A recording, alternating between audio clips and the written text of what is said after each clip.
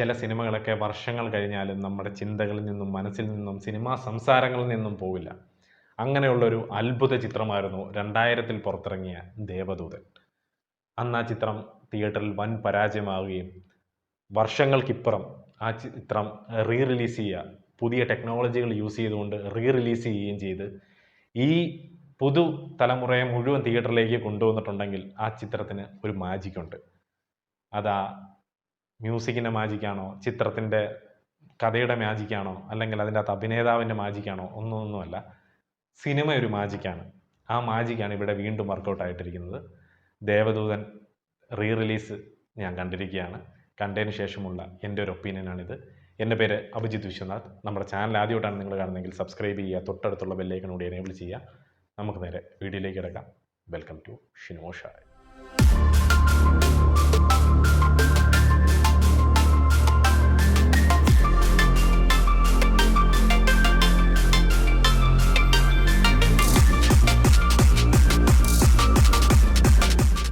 ദേവദൂതൻ എന്ന് പറയുന്ന സിനിമയുടെ പേര് കേൾക്കുമ്പോൾ തന്നെ നമ്മുടെ മനസ്സിലേക്ക് വരുന്നത് മറ്റാരുടെയും പേരായിരിക്കില്ല, നൺ അതർ ദാൻ വിദ്യാസാഗർജി.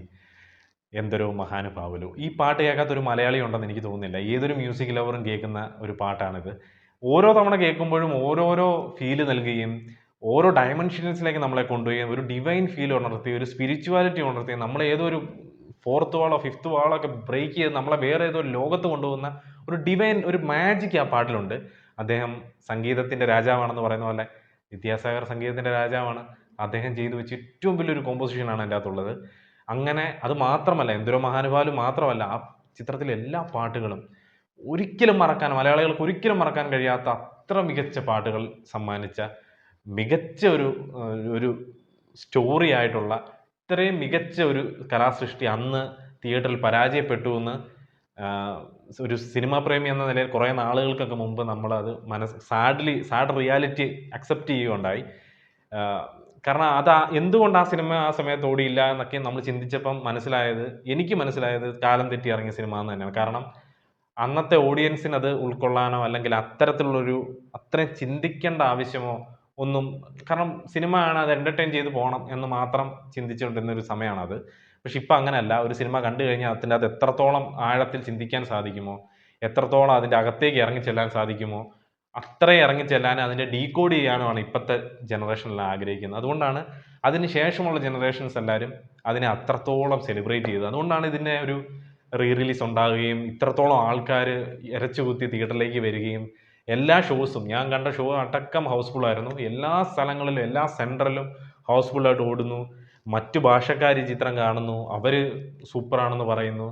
അത്തരത്തിലൊരു ഒരു മാജിക്കാണ് ശരിക്കും ഇപ്പോൾ തിയേറ്ററിൽ നടന്നുകൊണ്ടിരിക്കുന്നത്. അത് ആ ദേവദൂതൻ എന്ന് പറയുന്ന സിനിമയുടെ ഒരു പ്യുവർ സോൾ ഉള്ളത് കൊണ്ടാണ്. എന്തോ ഒരു ഡിവൈനാണ് ശരിക്കും പറഞ്ഞ ദേവദൂതൻ എന്ന സിനിമ. തിയേറ്റർ എക്സ്പീരിയൻസ് എങ്ങനെ ഉണ്ടായിരുന്നു എനിക്ക് പറയാൻ പറ്റും, ചിത്രം എങ്ങനെ ഉണ്ട് എന്ന് എനിക്ക് ഒരിക്കലും പറയാൻ പറ്റത്തില്ല.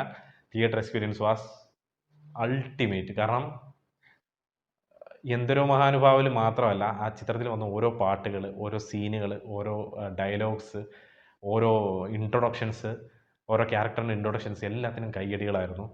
മനസ്സ് ഭയങ്കരമായിട്ട് സന്തോഷിച്ചു. ഞാൻ ആദ്യത്തെ എന്തൊരു മഹാനുഭാവൽ തുടങ്ങുന്ന ആ ഒരു സമയം മൊത്തം എനിക്ക് രോമം എല്ലാം എഴുന്നേറ്റ് നിന്നിട്ട് വല്ലാത്തൊരു ഫീലിലോട്ട് ഞാൻ പോയി. കാരണം അത്ര സൗണ്ടിൽ, അത്ര സറൗണ്ടിങ് ഞാൻ ഇന്ന് വരെ ആ പാട്ട് കേട്ടിട്ടില്ലായിരുന്നു. ഞാൻ ദൈവത്തിനോട് നന്ദി പറയുകയാണ്. കാരണം ഈ ഒരു മൊമെൻറ്റിലൊക്കെ ജീവിക്കാൻ പറ്റുക, ഈ മൊമെൻറ്റിൽ ഞാൻ അതിനെ എൻജോയ് ചെയ്യാൻ പറ്റുക എന്നൊക്കെ പറയുന്നത് എന്തോ ഭാഗ്യമാണ്. ഞാനതിനൊക്കെ വലിയ കാര്യമായിട്ടാണ് ഞാൻ ഇതിനെ കാണുന്നത്. Thank God. അല്ല, എനിക്കൊന്നും പറയാനില്ല. താങ്ക് യു യൂണിവേഴ്സ്, ഒന്നും പറയാനില്ല. ഇതിൻ്റെ മുൻകാല ടെക്നിക്കൽ ടീംസിനെ പറ്റിയോ അല്ലെങ്കിൽ അവരുടെ വർക്ക് ഇത്ര ഉണ്ടായിരുന്നു, അങ്ങനെ ഉണ്ടായിരുന്നു, ഇങ്ങനെ ഉണ്ടായിരുന്നു ഒന്നും ഞാൻ പറയുന്നില്ല. അവരെല്ലാം ഓൾറെഡി പ്രൂവൺ ആൾക്കാരാണ്. പിന്നെ ഇപ്പോഴത്തെ 4K പരിപാടി സൂപ്പറായിട്ടുണ്ട്. നല്ല രീതിയിൽ അതിനെ വിഷ്വലി ചെയ്ത് വെച്ചിട്ടുണ്ട്. ഞാൻ ഒന്ന് അത്ഭുതപ്പെട്ടു, ഇത് ഈ ഇടയ്ക്ക് ഇറങ്ങിയ വല്ല സിനിമയുടെ ഫുട്ടേജ് ആണോ എന്ന്. കാരണം അത്ര മികച്ച രീതിയിൽ ഇതിനെ സൂപ്പറായിട്ട് ഇതിനെ 4K റെസൊല്യൂഷനിലേക്ക് എത്തിച്ചിട്ടുണ്ട്. അതുപോലെ തന്നെ ഡോൾബി അറ്റ്മോസിൻ്റെ ആ സൗണ്ടിലേക്ക് വരുന്നപ്പോൾ ചില മൈന്യൂട്ട് സാധനങ്ങളൊക്കെ ഇവർ ആഡ് ചെയ്തിട്ടുണ്ട്. അതൊക്കെ നമുക്ക് മനസ്സിലാകും. കാരണം അത്രയേറെ നമ്മൾ ഈ സിനിമ കണ്ടിട്ടുണ്ട്. എനിക്ക് ഇഷ്ടപ്പെടാതെ പോയൊരു കാര്യമുണ്ട്, അതെനിക്ക് പറയാതിരിക്കാൻ പറ്റത്തില്ല, ഞാൻ പറയുക തന്നെ ചെയ്യും. നല്ലത് മാത്രം പറഞ്ഞാൽ പോരല്ലോ. ചിത്രത്തിൽ മോഹൻലാലിൻ്റെ ഇൻട്രൊഡക്ഷന് മുമ്പ്, ഫസ്റ്റ് ഇൻട്രൊഡക്ഷന് മുമ്പ് ഒരു കുട്ടി സീൻ ഉണ്ടായിരുന്നു. എൻ്റെ മനസ്സിലതുണ്ട്. ഞാനത് റീവാച്ച് ചെയ്യാൻ ചെയ്തിട്ടില്ല. മനസ്സിലെങ്ങനെ കിടപ്പുണ്ട്. പുള്ളിയെ ഡയറക്റ്റ് കാണിക്കുകയല്ലായിരുന്നു, ഒരു വർക്ക്ഷോപ്പും അങ്ങനെയൊക്കെ എന്തോ കാണിച്ചതിന് ശേഷമാണ് ഒരു കത്ത് വരുന്ന സീനോട് കൂടിയൊക്കെയാണ് അതിനെ കാണിച്ചു പോയിക്കൊണ്ടിരുന്നത്. പക്ഷേ ഈ ചിത്രത്തിൽ ആ സീൻ കട്ട് ചെയ്ത് കളഞ്ഞ് ഡയറക്റ്റ് ലാലേട്ടനെ കാണിക്കുകയാണ്. അതെനിക്ക് എടാ അത് കട്ട് ചെയ്തില്ലടാ അങ്ങനെ ഒരു ഫീൽ എനിക്ക് പെട്ടെന്ന് അടിച്ചു. അതിനെനിക്ക് പരിഭവമുണ്ട്. സിബി മലയിൽ സാർ സോറി, അതിനെനിക്ക് പരിഭവമുണ്ട്.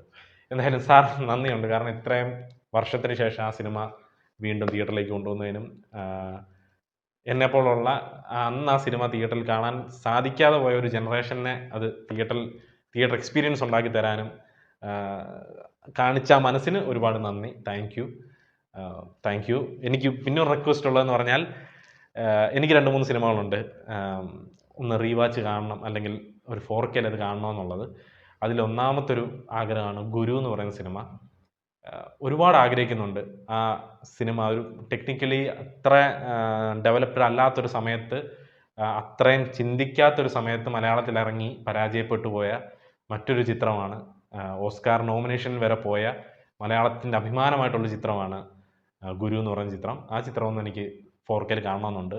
അതിൻ്റെ ടെക്നിക്കൽ ടീംസ് ആരെങ്കിലും കാണുന്നുണ്ടെങ്കിൽ ദയവ് ചെയ്ത് അതൊന്ന് തിയേറ്ററിലേക്ക് ഇറക്കുകയാണെങ്കിൽ ഒരുപാട് സന്തോഷമായിരുന്നു. ആ ഒരു മാജിക്കും കൂടി കാണണമെന്ന് എനിക്ക് ആഗ്രഹമുണ്ട്. ഇതിന് മുമ്പ് ഞാൻ സ്ഫടികം 4K വന്നപ്പോൾ ഞാൻ പോയി കണ്ടിരുന്നു. ഇനിയിപ്പോൾ എൻ്റെ മറ്റൊരു ആഗ്രഹമായിട്ടുള്ള തിയേറ്റർ എക്സ്പീരിയൻസ് അടുത്ത മാസം ഇറങ്ങാൻ പോവാണ്, മണിച്ചിത്രത്താഴ്. അതും പോയി കാണുന്നതായിരിക്കും. ഞാൻ ഈ വീഡിയോ പറഞ്ഞുകൊണ്ടിരുന്ന അങ്ങും നീണ്ടു പോകുന്നില്ല. എനിക്കൊന്നും പറയാനില്ല. Go and watch in theatres. Devadoothan is here. പോയി പൊളിക്കുക, നിങ്ങൾ എക്സ്പീരിയൻസ് ചെയ്യുക.